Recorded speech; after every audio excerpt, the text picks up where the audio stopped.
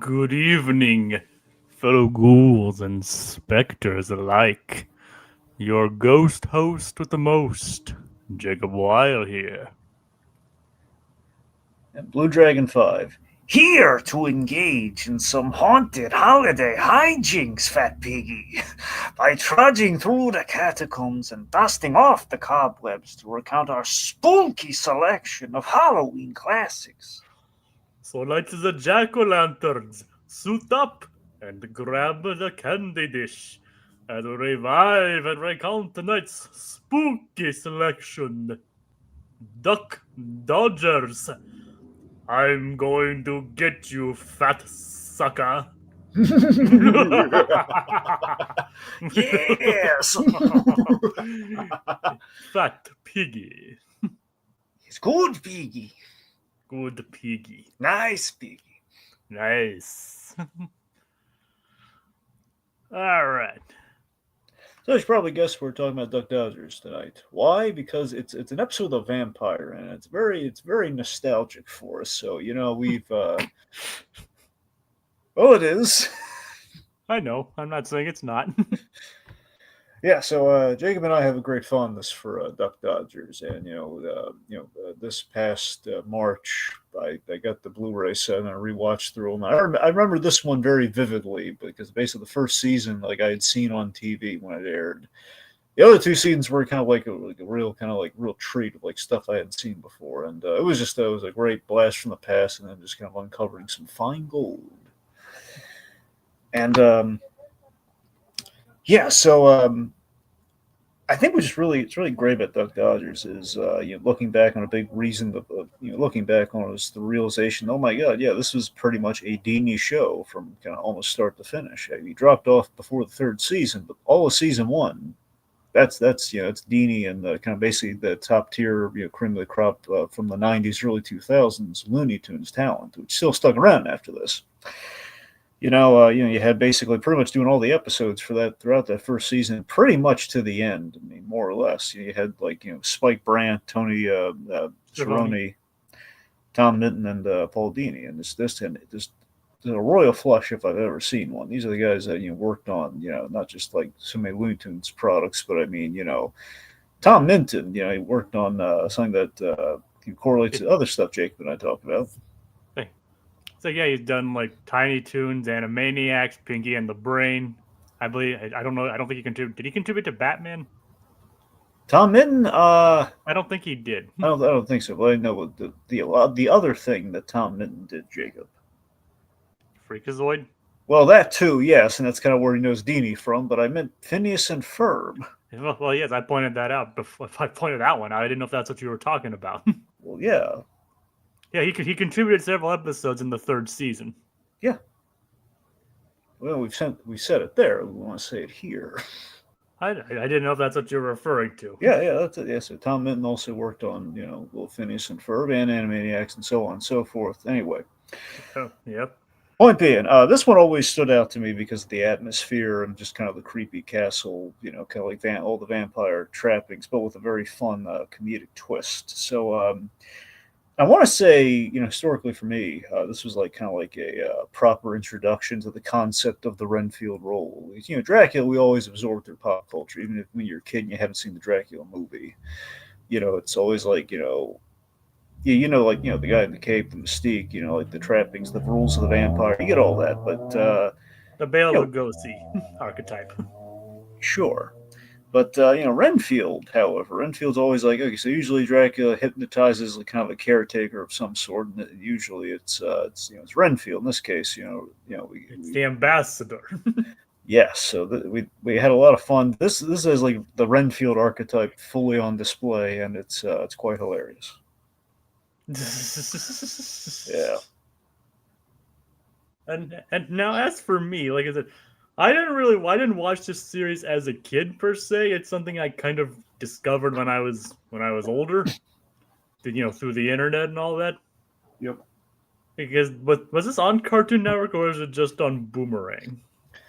Kind of both. I mean, the reruns are on Boomerang. I think at some point it was on Cartoon Network, like in the original like 03, when I think or something when it aired. So but it never like received like as much as like push and marketing as like a lot of their like other in-house productions though. Mm-mm. So that's probably why I missed it when it was fresh. Because I was like, this is like around the time like a lot of the heavy hitters on Cartoon Network as well. Like Samurai Jack, which this show parodied. And even got Mako for it. And Gendy Tartakovsky. Well, that too. That always helps. A little Gendy in your corner never hurts. Nope. So. It's like, come on, Gendy, get in here. Let's do some Daffy Duck stuff. All right, sure, why not? I mean, very few people probably turn down the opportunity to work on Looney Tunes. Yeah.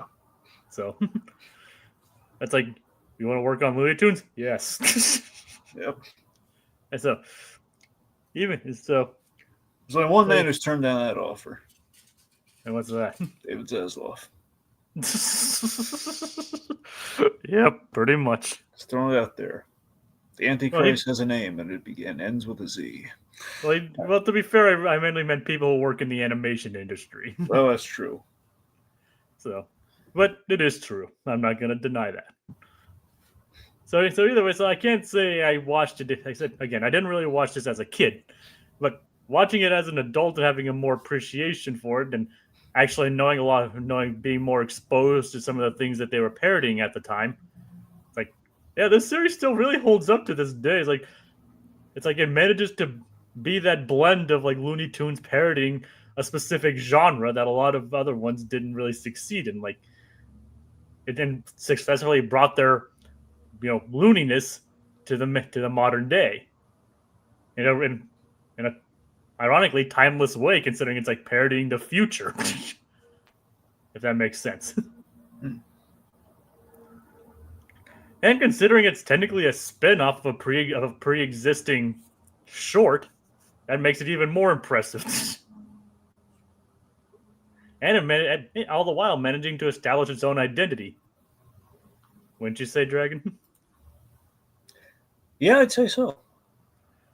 And as for this, as for this episode, like I'd obviously seen this episode before on my initial watch through, but I didn't remember it at all. So going back into this was a bit of a refresher course. And the episode that stuck out the most to me was the Drake Darkstar episode. Yep. Which was that? Was that paired with this one? Is that Detained Duck? Maybe. If it's Detained Duck, then yes, but I'm not sure. You sound like you said it because it sounded like you watched them back there. Like you watched the full half hour. That's why I'm asking. I mean, it's like, well, I was like, no, because I remember. Because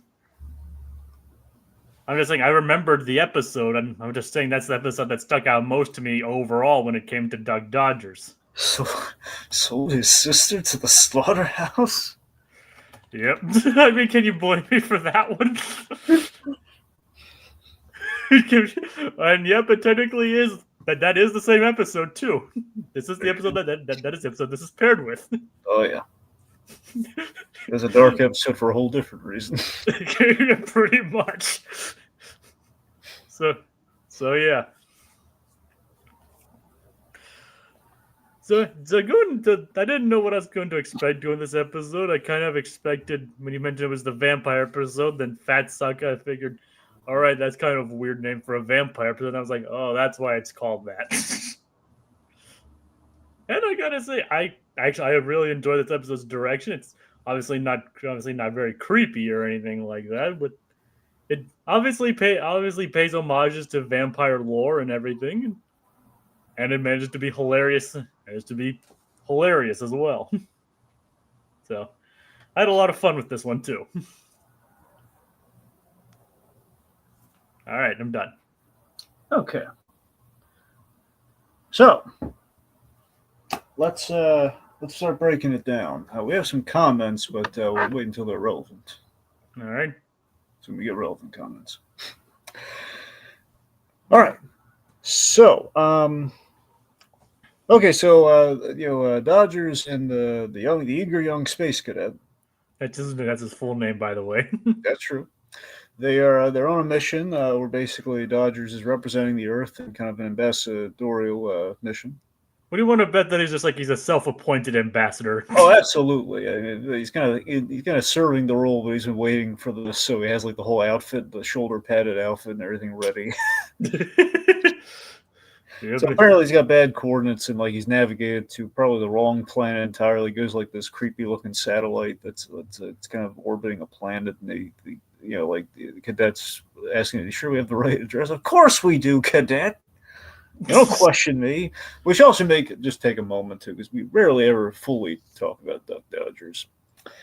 Joe Alasky to me, I mean, Mel Blanc, obviously, we have to make a huge exception because Mel Blanc is the Looney Tunes. He's the Looney Tunes condensed into two, a man on two legs. But Joe Alasky is basically, outside of Mel Blanc, the definitive Daffy Duck. Oh, without question, yeah. I would say Bob Bergen for Porky Pig as well. That's for my 2 cents, but yeah. Yeah, for Daffy Duck. For Daffy Duck, Joe Alasky. For Porky Pig, definitely Bob Bergen. That's what I'm saying. Like, this is the definitive pairing of those two, of the takes on those two, and like the Looney Tunes Voice Actor Hall of Fame. Like in terms of, like the sons of Mel. Like these are the boys. Oh yeah. Yeah. They absolutely like nail these characters. And did Joe Alasky get a start voicing Daffy before Tiny Toons, or is that his first time? Well, wait. Are you asking this? Was this the first time they did it? Yeah, no. This wasn't. I know this wasn't the first time, and I know the first time. I know one of the earliest was he was in Tiny Toons. I'm just wondering, did he do that? Did he do the voice before Tiny Toons? Well, I mean, that's the thing. I mean, Tiny Toons came before this, but I don't know if he did anything before. Before because that. I know he also voiced Plucky there as well. Yeah, that's the thing. So I mean, I don't know if that was where he got started or not. I'm not sure. It's possible. I know he took over the role of Grandpa Lou in the Rugrats. That I do remember. He was a very talented actor who unfortunately is no longer with us. Yeah, it's a bummer, man, because he was that definitive. I mean, some of the other takes of the Looney Tunes weren't necessarily his best, but his Daffy was spot on. Yeah. He had a solid Bugs Bunny too, but Daffy was that was his bread and butter. I mean, have you heard Eric Bauza's Bugs Bunny? Yeah, I mean, it's good. Yeah. Who would just say, like, some people say like Jeff Bergman is the new definitive Bugs Bunny. Some people even claim Eric Bauza. Well, I mean, I wouldn't you'd have to. Look, Billy West is like a firm take on Bugs Bunny as well, but that one's more of like there's a lot more competition for Bugs. I mean, Daffy, I think it's pretty clear cut. Yeah. Yeah. Anyway, so the point being, obviously, they're clearly at the wrong destination, but they're kind of classic, kind of like kind of horror movie kind of thing. Where we're going to like the haunted house because we've lost our way. This is how we arrive at Dracula's castle, in the sci-fi setting, which is the whole thing. There's the Duck Dodgers do a lot of great genre bending, but you have like kind of like Futurama did, where we can go to any number of locations, but we have like the futuristic kind of slant to it. It's in space. Yeah, so the equivalent to the castle is a big old kind of satellite. So they go there, space station, I guess. Probably. So I see there's like a table. There's like a creepy table that's there. It's already like the place is set and everything. And initially it seems to be empty. And Dodgers like commands the kid like introduce me. I'll do it like you mean it. Well, you know what this means, don't you? And like the cadet's ready to flee the other way. No, introduce me. And then another voice acting legend. Yes, the debatably. I mean, I got to tell you, every time I think about Jeff Bennett, I always fall head over heels for me. He might be one of the greatest, if not, he's one of the greatest voice actors ever. Let's be honest, he's great. He is. Jeff Bennett is just, my God, the man is so talented. So Jeff Bennett is voicing Count Muerte here. Now, Count Muerte is basically Jeff Bennett's, of course, in voice acting, the way Jim Cummings likes to put it is, every time you do a bad impression of somebody, you have a new character. It's like kind of like turning lemons into lemonade, kind of a logic in voice acting. Where basically, if it's not like, first and foremost, again, these impressions are still very good by all measures. However, They also, they also kind of give way to new characters, and it's kind of they're even better than they would have been if just like as a one-off kind of sound-alike impression thing. So basically, Count Muerte is Jeff Bennett's Ricardo Montalban impression, or Ricardo Montalban-esque impression that he has used not just here, but also codename Kids Next Door. He did a lot of characters in Kids Next Door. That he did, but you remember that character that was the Ricardo Montalban inspired one, don't you? Which one? It's Mr. Fizz. It was like the soda themed adult from. Yeah. That was Ricardo Montalban. That was essentially Jeff Bennett doing his Ricardo Montalban, which is the exact voice that he's doing here. It's kind of weird, and it's awesome. Oh yeah, like the one with the soda prohibition guy. Yeah, that guy. So the idea of being Count Dracula, like Ricardo, I'm sorry, I always geek out because I'm obsessed with how cool Ricardo Montalban was. I love him to pieces. Of course, Jacob and I, we come from the Naked Gun School where we love Mr. Victor Ludwig from Naked Gun. Of course, he died the same way that Auckland's father died, which is my father went the same way.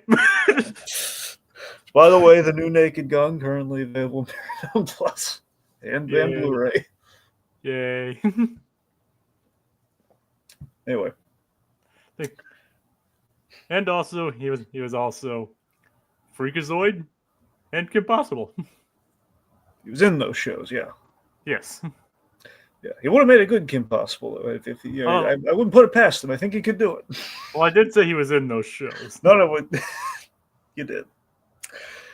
But yeah, so where's Jeff Bennett?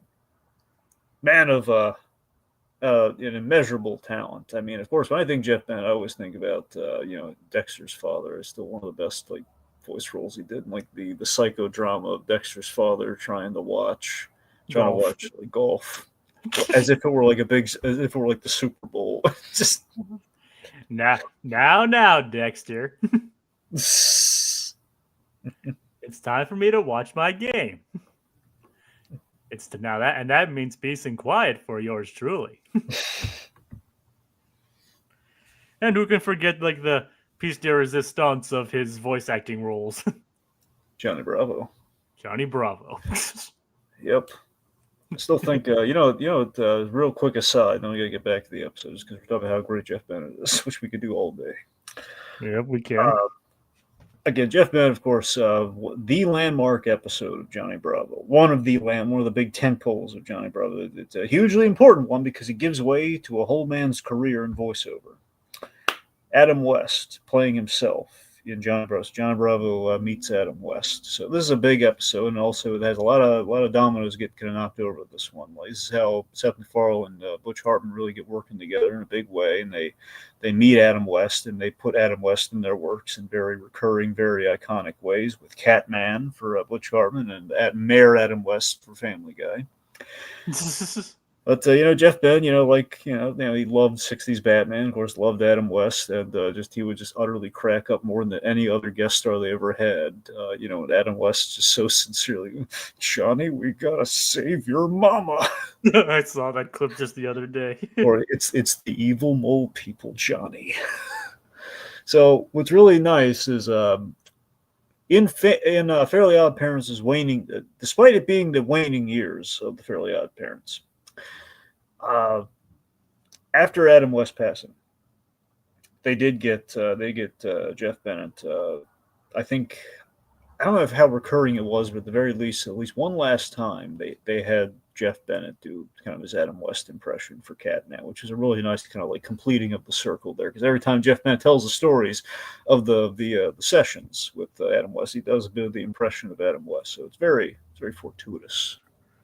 Yeah, I remember that. If anyone has right to do the Adam West impression, it would be. There's only two men I feel who have the right to do that. Yeah, Jeff Bennett, Ralph Garman. There's the only two men in my book who really should be Adam West in some way, shape, or form. If we can't get Adam West himself, yeah. Yeah. Honestly, Ralph Garman be numero uno because he was Ralph Garman got him the star on the Hollywood Walk of Fame. So Garman was key in that. So anyway.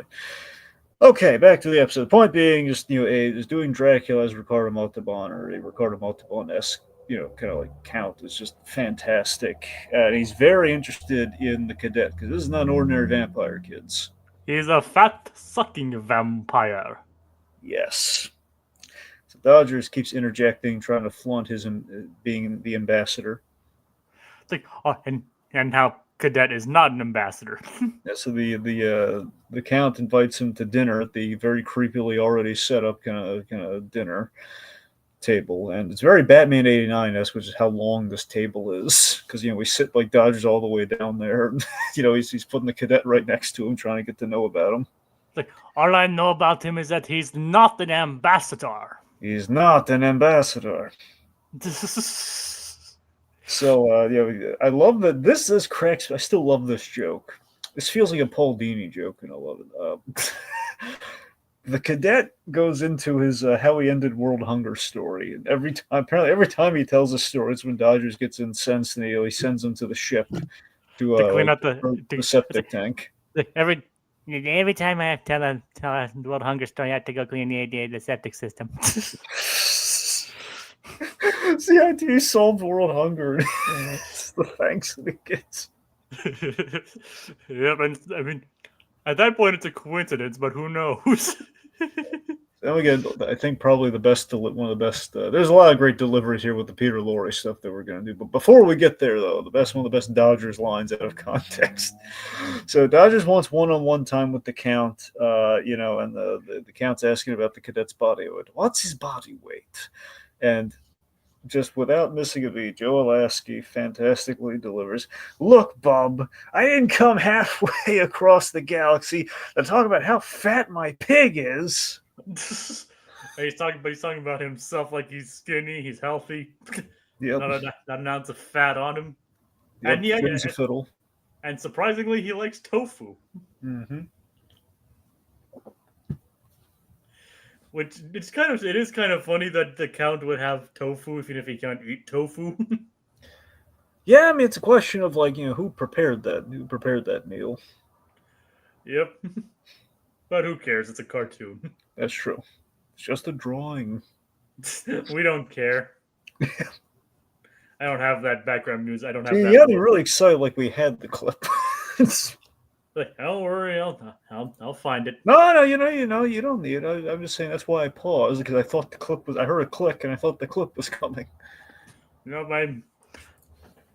I'll find it. Go on. Okay. Anyway. So, let's see. So he's bragging about his fitness and everything. And he accidentally kind of flings a piece of tofu the Count's way, and it burns him. And apparently, that's the reveal that he cannot eat healthy food. Yeah, so then a lot of this comes by way of him doing the classic Dracula trope, where he hypnotizes Daffy, he hypnotizes Dodgers, and he explains that he's a fat-sucking vampire. And basically he does turn Dodgers into his version of Renfield, which is made even better by the fact it's Renfield if he were played by Peter Lorre. Yep, as done by Duck Dodgers. So it's just hilarious, like the blunders that a trained voice, only a trained and experienced voice actor could really do this. Where you're like, okay, so you're Daffy Duck doing an impression of Peter Lorre, but he's also Duck Dodgers as Renfield. As Renfield too. That all that. He's playing like 4 roles on top of the other. It's Daffy as Duck Dodgers, who is Renfield, who is played by Peter Lorre. So there you go. So it's 3. All right, fine, it's 3, but it's. I mean, I'm not saying that makes him any less talented, Dragon. Just don't get me wrong, that is talented. It still kind of feels like it's a little bit like, all right, fine, it's 3 roles. It's Daffy Duck playing 3 roles, fine. Pretty much, yeah. But it's also like the voice actor playing the initial role, so in that respect, still kind of 4 roles. Yeah, all right. I'm not trying to diminish it. I'm not trying to diminish his talent. Yeah. Point being, Joe Alasky as this hilariously layered, Peter Lorre Renfield Dodgers is hysterical, and it's just this, of course, gives way to the classic Looney Tunes formula of, okay, we have a Looney Tune with a goal that he will keep getting thwarted at said goal in hilarious slapstick comedy methodology. It's like so, and so he keeps basically failing at everything he does. Like the first thing is he sends them in with the brides, Yes. Well, technically, I think they're Drake's daughter. the daughters. Yeah, I know. in I'm this with case. you. The first time I thought it was brides too, but apparently it's daughters. Yep. So I think Because usually it is brides, but I guess I didn't want to like say like, oh, he has multiple wives in a children's cartoon. because only Superman has the harem these days. Yeah, I didn't make that up, kids. Watch your recent Superman movies. Watch the 2025 James Gunn Superman for that. There you go. Anyway, so the cadet thinks Dodgers is drunk off the Moldovan punch. Basically, Yep. he lures him to a room alone with the Count's daughters. I don't know if they're all voiced by Grey DeLisle, or just most of them. Yeah, but then he walks out, and then because it turns out they actually liked him because he was nice and cared. I still laugh so hard at this joke. I love it. I love pleasantries. I just love the idea of pleasantries used in animation and for comedy purposes. Just the idea that they didn't have the heart to feed on him because he was so nice. He was too nice. He cared about my feelings, and we usually only get the crazy ones, the crazy bug eating types, and of course cut through the classic Renfieldism, which Renfield from Dragon, he hits like a cockroach and he eats it. Oh God. So just hilarious. Then the Count shows up. He's disappointed in the findings, and his daughters are going to starve. I'm afraid, my daughters, I can only offer you a light snack, and they feed on Dodgers. So again, I really appreciate this. I think as a kid, it horrified me more the idea of like feeding on him. But then you realize, it's a cartoon. He's okay. So it is painful, but it's not deadly painful. Like they're feeding on him, but there's like eating the fat. Basically, it's kind of like a somewhat cannibalistic form of liposuction. But he can't get much off of Dodgers because he's healthy. Yeah, he's a lean fowl. Yep. All right, so Plan number 2: sleep time. so I love this. So we have the iron. So he has this Iron Maiden contraption that is it folds out like a cot or something. He folds it, and he's like drapes after pricking his finger on he drapes like the blanket over it. And apparently, here's initially you're thinking horrific implement of murder for the cadet, but no, Jacob. We have what do we have? It's basically a fat vacuum. Yeah, it's attached to a liposuction machine. So it's rigged to this bed. So I love it. It kind of distracts from the obviously, it's the impalement that happens. Yeah, so and so it's like, but he does invite the cadet to go take a nap. But hey, I got a question for you. Yes. Okay, so the vampire that sucks fat instead of sucks blood. Okay, clearly, I would say first and foremost, it's basically it's a pig gay. We want the cadet to be the target. Ergo, it would be he's going after the pig or a hefty meal. So instead of blood, though, I mean, part of you could maybe argue the fat is a way is usually in animation vampires are very frowned upon. Batman's dealt with it. They've all dealt with the whole vampires. Spider-Man historically has dealt with the vampire problem. Yep. Where we have to jump through so many hoops not to have a bloodsucker. We can do all sorts of stuff, and we have he's sucking plasma, and he's doing it through his hands. It's just ridiculous. So, what do you think? You think this is just more first and foremost, the pig comedy, or do you think it's the pig comedy coupled with it's a really clever censored way of censoring a vampire that still plays? I mean, that is a good question, but I'm gonna guess it's more maybe a combination of both. They knew they wanted to do a vampire story, but they didn't want to deal with the censorship of blood. So they're like, okay, he sucks fat, and we have the opportunity to have Daffy be Renfield. Yeah. Yeah, kind of a Cyanide Philinide sort of basically. Basically, yeah. Yeah. All right, let's see. So So we have the trap has been set, and they have this gag where he basically, good piggy boy, the piggy boy won't escape this trap. But then he's like, "Can I get a glass of water?"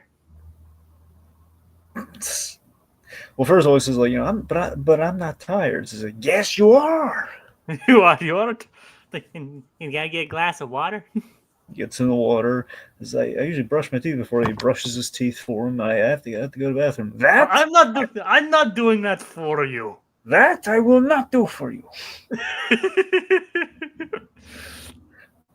So then, of course, we take a bit there while the cadet goes to the bathroom and everything, and he comes back. And says, "Oh, where? Oh yes, where was I? Ah yes, dancing around like a madman." And then like, I need to call my mother. What is wrong with you, piggy man? And then he's like, you sleeping like this.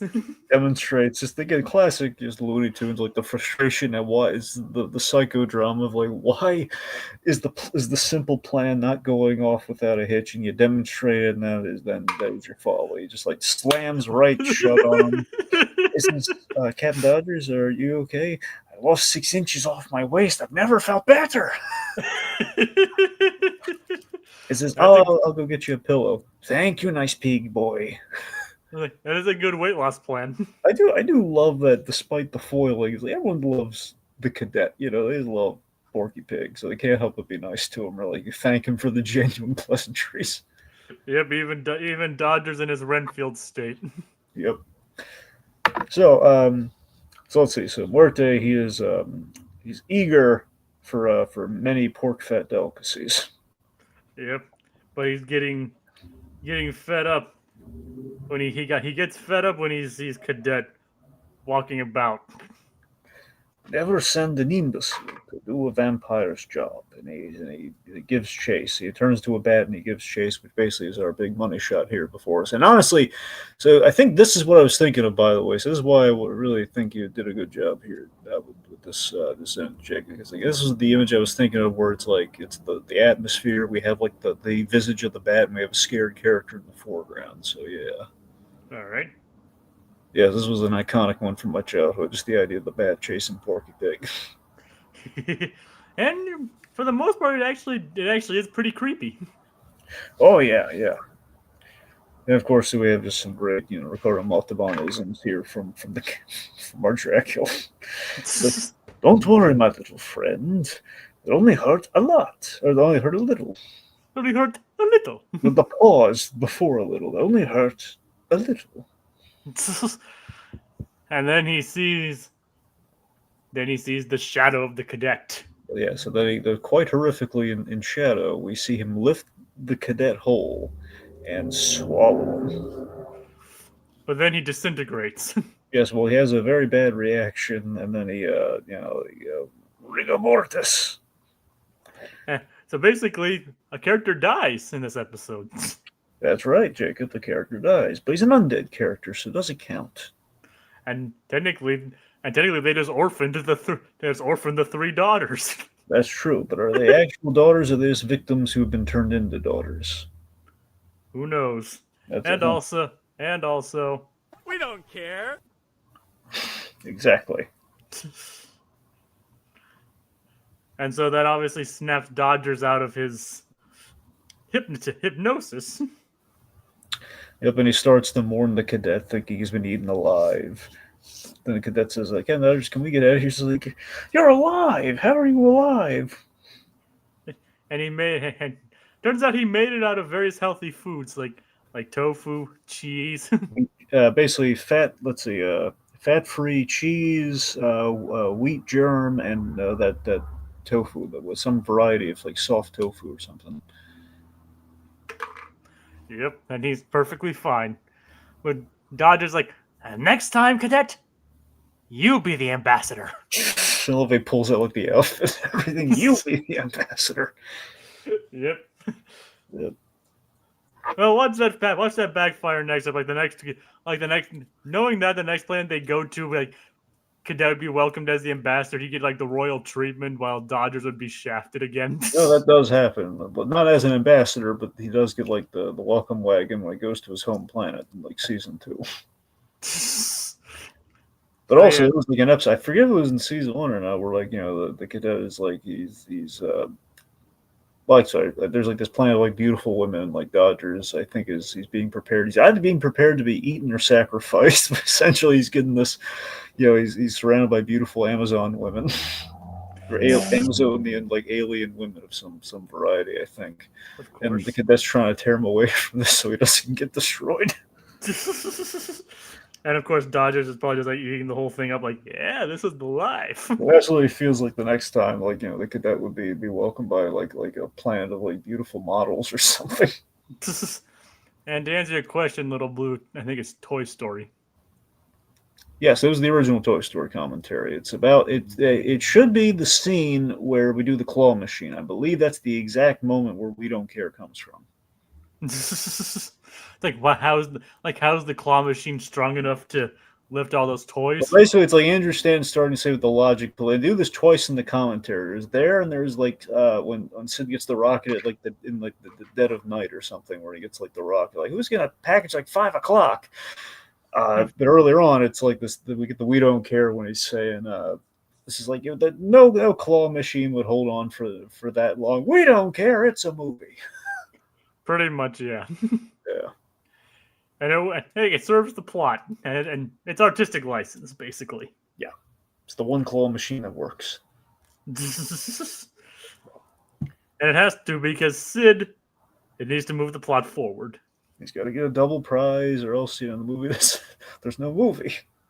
Yep, if he only got one toy, then that would just pad out the movie. Yep. So, it's economical. And in other words,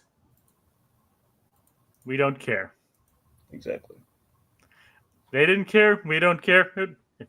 I don't think that doesn't diminish Toy Story's quality, does it, Dragon? No, it doesn't. Not one iota. I mean, heck, you can say that's like your favorite movie of all time. Yes, that's true. So yeah. So, I think that does it for Duck Dodgers, though. Yeah. So again, still love it. I mean, it's still great. Still like one of my. Every time I think of Duck Dodgers, is a go-to from from childhood. When I think of it, I think the reason I think about it so much was it was like one of those. It had like the advertisement, or the way they advertised, like it wasn't like I don't know if it was a promo or not. It might have been, but the way they did it, I could be wrong. I want to say that maybe the way it worked is like at the end of Cartoon Fridays, they advertised Duck Dodgers coming like right after as part of it or something. I think that might have been what the deal was there. Regardless, they had like this bumper where you saw like, and Duck Dodgers and the Cadet go to like a creep, have a supernatural encounter or whatever, and then you saw like the Cadet, like basically the shot that we see before us here. Yeah. Yeah. Anyway, point being, still, I got a lot of love for this one. Looking and revisiting, it's like, oh my god, he's doing regardless. Isn't that cool? It's like there's a lot of fun to be had. I didn't pick up the Montalban when I first watched it, to be honest. Well, still, just the idea of like between that and Peter Lorre, and just like, oh my god, they're having such fun with the genre bending like Duck Dodgers likes to do. Isn't this cool? Oh yeah. It would be nice to talk about more Duck Dodgers. Yeah. Are there any more Halloween episodes that you can remember? We have like it's kind of like some thriller stuff, and I don't know if we have something that maybe directly parodies Alien or not. So I mean, not as like we don't like have a literal monster, but I don't think we ever did. I forget if we did Gossamer or not. We might have made a cameo. I'm not sure. I think he was. I think he made a cameo, but I forget like how. I have no idea either. But I'm sure there's something else we can find in here. I do remember Yosemite Sam. They basically had him as like a Klingon. I think it was a Klingon. I think so, yeah. It was like a parody of like I'm getting my Star Trek alien races right. I think it's supposed to be like. Well, it's either Klingon or something from Battlestar Galactica. Yeah, I think it might have been Klingon. I think he had like the Klingon look to him, like it's basically the way Christopher Lloyd looked in that one movie. No idea. All right. I wish I did, but Unfortunately, I don't. Okay, real quick, we should mention this just with the vampire. Like, I meant to get this in here somewhere. Of course, when I think of like the Dracula parodies and Cartoon Network, I do think Dracula from Grim Adventures of Billy May. Dracula don't suck. Dracula scrape and lick. Scrape and lick. Lick. Which is accurate to real life vampire bats. Yeah. It's kind of funny that Irwin's grandfather isn't Dracula his grandfather? Or am I mistaken? No, that's right. That's accurate. And his mother is a mummy. Yeah, that's right. It doesn't make any dang sense, but I think the idea, if I remember correctly, I want to say the idea is his grandmother was kind of like a Van Helsing type. That was like the whole bickering kind of.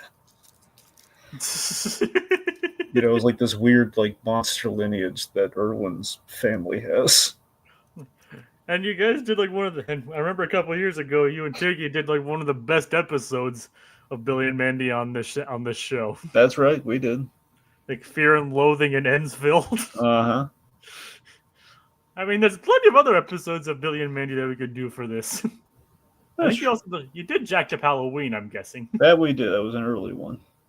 Yeah, but I'm sure there's probably other ones. I mean, we did like the direct Halloween ones, and we did like one with Dracula. So beyond that, is just in general, we end up doing all the Billy and Mandy episodes. We can't just do that. Yeah, I know. I mean, heck, we do all the Courage episodes. Well, yeah, don't split hairs while we're on the podcast, man. I know, but I'm just saying we could still open the door. Yes, true. So we also need to be able to find it. True. So write your letters to Zaslav, kids. Show up on his front lawn. Hey, soap his windows. Throw toilet paper. Do something non-lethal. Or non-invasive. Yeah. And don't protest on private property. Because that is actually against the law. Exactly. Just mail a lot of letters to his house. Non-threatening letters. Just letters saying how much he sucks. Just that. Or just says like, we want our cartoons back. Yes, we demand our cartoons back. Yes. We the WB. Yes. We spelled WB. Yes. Yes. What I don't know. But either way, we demand Looney Tunes now. Yes. Bring it. And was Duck Dodgers ever on Max anyway? That's a good question. Maybe I want to say at one point it was, but I really don't know. I don't think it either. It was really early on. It kind of just I don't know. It feels like it would have been on longer. Like it would have maintained itself before they starting to offload the Looney Tunes. I don't think it ever was on. I don't think it was on Max. There's a good chance it was on like some. They had that Boomerang app though, but I don't think it's. I don't think they did. No. Yeah.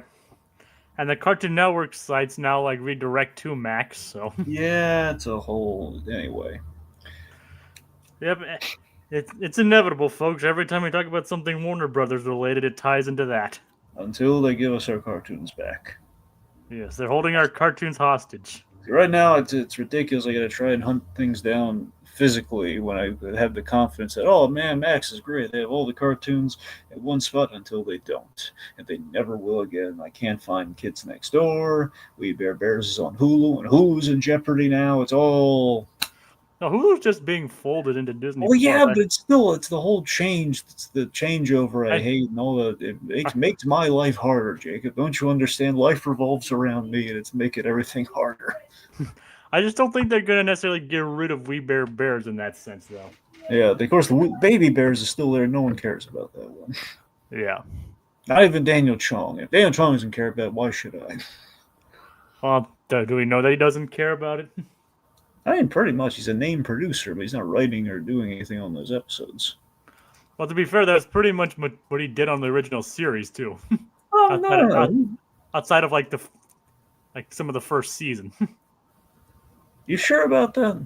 I mean, there's a lot of times where he's not exactly I'm rewatching and he didn't write or direct a lot of these episodes. Okay, fine. Either way, and we're getting off track. We're trying to end this thing.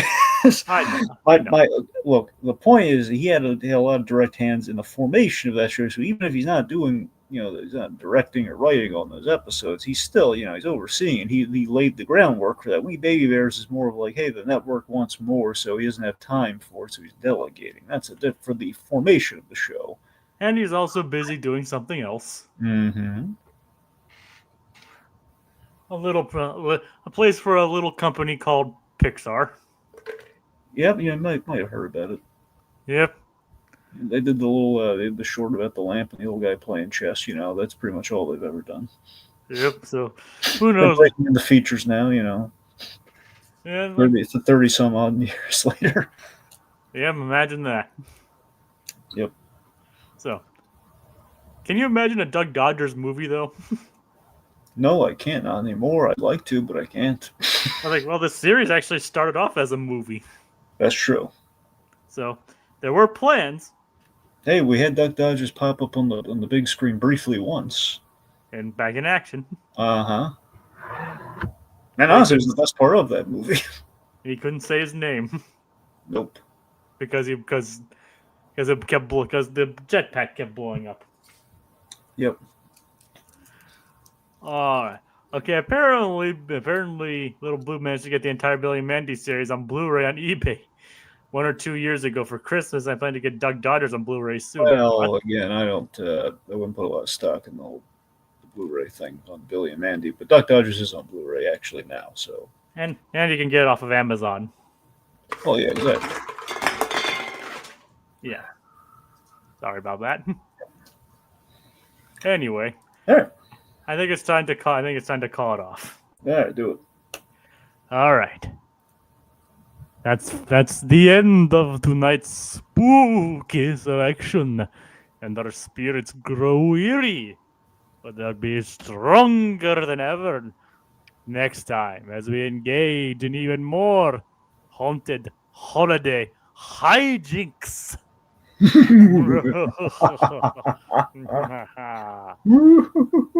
Maniacal laughter. A B2B, that's all.